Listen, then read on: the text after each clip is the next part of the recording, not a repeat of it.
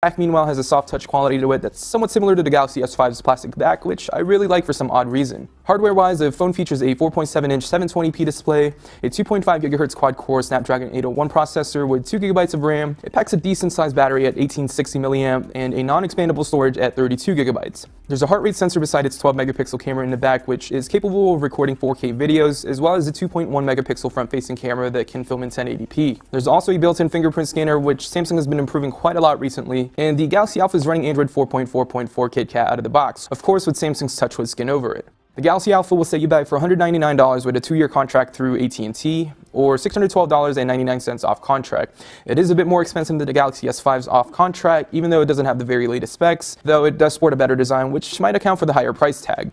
The 4.7-inch Super AMOLED display is color-rich and vibrant with good contrast, wide viewing angles, and a pixel density of 312 ppi. While it is sharp for reading text and viewing photos, it is noticeably less crisp than the Galaxy S5's 5.1-inch 1080p screen with 432 ppi. Nonetheless, the screen is very bright and has extremely rich colors, which is great for watching movies on Netflix or videos on YouTube. Of course, with some of Samsung's latest software tweaks, you can change the screen modes if you prefer a more natural screen tone. Performance-wise, the Alpha is plenty fast. The 2.5 GHz Snapdragon 801 processor is a beast and can handle pretty much anything you throw at it. Whether you're just browsing the web, playing games, or watching movies, it hasn't really slowed down on me during the weeks I've tested it. Battery life, on the other hand, isn't all that impressive. It'll last about a full workday with medium to heavy usage, but that's about it. I would have to charge the phone every night, which could be fine for the average person, but I was expecting something better from Samsung in its $200 price tag. In terms of software, Android 4.4.4 comes with the same TouchWiz skin as you'll get on the S5.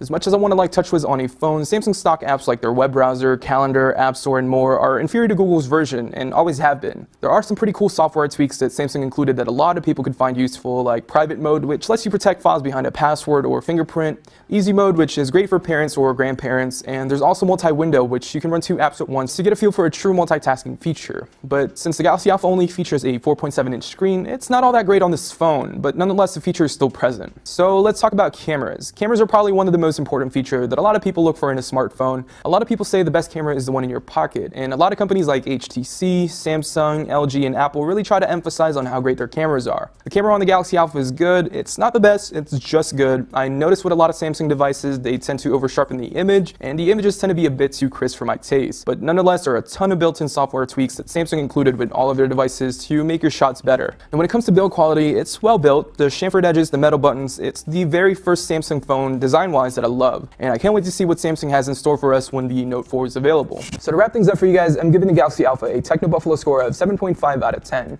It's one of the best looking Galaxy phones around right now, and the camera is good and is plenty powerful for the average person, but I just wish that the screen and battery was just a bit better, especially for the price you're paying.